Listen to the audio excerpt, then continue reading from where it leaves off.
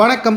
இரட்டை இலை சின்னத்தை முடக்குவதற்கான ஏற்பாடுகள் தீவிரமாக நடந்து கொண்டிருக்கக்கூடிய நிலையில் ஓபிஎஸும் எடப்பாடியும் சந்தித்து தேர்தல் ஆணையத்திடம் தங்களது கருத்துக்களை எழுத்துப்பூர்வமாகவும் நேரடியாகவும் சென்று முறையிட்டால் மட்டும்தான், அதுவும் இருவரும் இணைந்து விட்டதாக எழுத்துப்பூர்வமாக கூறினால் மட்டும்தான் இரட்டை இலை சின்னம் மீண்டும் அதிமுகவிற்கு ஒப்படைக்கப்படும் என்பதை தெள்ளத் தெளிவாக தற்பொழுது நீதிமன்றம் தெரிவித்திருக்கிறது. வருகின்ற 19ஆம் தேதி டெல்லிக்கு சென்று இருவரும் தேர்தல் ஆணையத்திடம் பேச வேண்டும். ஆனால் தற்பொழுது இருவரும் மோதல்களில் ஈடுபட்டு கொண்டிருப்பதால் ஒருமித்த கருத்துடன் எடப்பாடி பழனிசாமி தான் முடிவெடுக்க போவதாகவும், அதாவது ஓபிஎஸ் அவர்களுடன் இணைந்து செயல்படுவது பற்றியான முடிவுகள் எடப்பாடி பழனிசாமி அவர்கள் முடிவெடுப்ப முக்கியமான நிர்வாகிகளுடன் ஆலோசனை செய்யப்போவதும் ஒட்டுமொத்த அனைத்திந்திய அண்ணா திராவிட முன்னேற்ற கழகத்திற்கு மிகப்பெரிய அளவிலான பாதிப்பை ஏற்படுத்தாதவாறு செய்ய வேண்டும் என்றும் மூத்த நிர்வாகிகள் கோரிக்கையும் வைத்திருக்கிறார்கள். ஓபிஎஸ் அவர்கள் இணைவதால் அதிமுகவிற்கு வெற்றிதானே தவிர தோல்வி கிடையாது. ஒற்றுமையும் அதிமுகவில் உண்டாகும். இதனால் அனைத்திந்திய அண்ணா திராவிட முன்னேற்ற கழகத்தின் ஒற்றுமையும் அதிகரிக்கக்கூடிய வாய்ப்பும் இருக்கிறது.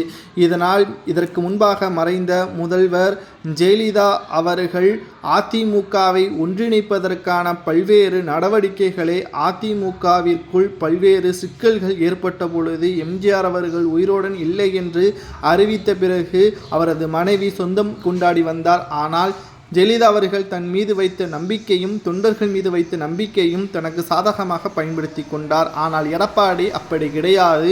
அதிமுகவில் பல்வேறு குழப்பங்களை உண்டாக்கியவரை எடப்பாடி தான் என்ற விமர்சனங்களும் உண்டாகி கொண்டிருக்கிறது.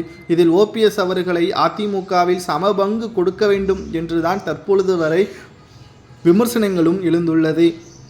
முதல்வர் என்றால் எடப்பாடி, துணை முதல்வர் என்றால் ஓபிஎஸ், எதிர்க்கட்சி தலைவர் என்றால் எடப்பாடி, துணைத் தலைவர் என்றால் ஓபிஎஸ் என்றுதான் கொண்டு வர வேண்டும். ஆனால் அவருடைய சமூகத்திற்கு ஆதரவாக செயல்பட வேண்டும் என்பதற்காக ஓபிஎஸ் கட்சியிலிருந்து விரட்டி, ஓபிஎஸ்ஸிற்கு ஆதரவாளர்களை கட்சியிலிருந்து விரட்டி தனக்கு சாதகமான அனைத்து நடவடிக்கைகளையும் கொள்கைகளை மாற்றி பொதுச்செயலாளர் அந்தஸ்துக்கும் சென்று விட்டார்.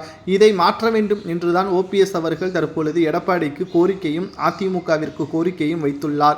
அப்பொழுதுதான் டெல்லிக்கு சென்று இரட்டை இலை சின்னத்தை முடக்காமல் இருப்பதற்காக பேச்சுவார்த்தை நடத்தப்படும் என்பதையும் தெள்ளத் தெளிவாக கூறியிருக்கிறார். இதனால் பதற்றம் நிலவி வருகிறது. இதனால் அதிமுகவில் இரட்டை இலை சின்னம் 19ஆம் தேதியன்று முடக்கப்படுவது உறுதியாகிவிடும். ஓபிஎஸ்ஸின் கோரிக்கையை ஏற்றுக்கொள்ளாமல் இருந்தால் இதுதான் நடக்கும் என்ற தகவலும் வெளியாகி கொண்டிருக்கிறது. இதை பற்றி உங்களது கருத்துக்களை மறக்காம கமெண்ட் வாயிலாக கூறுங்கள்.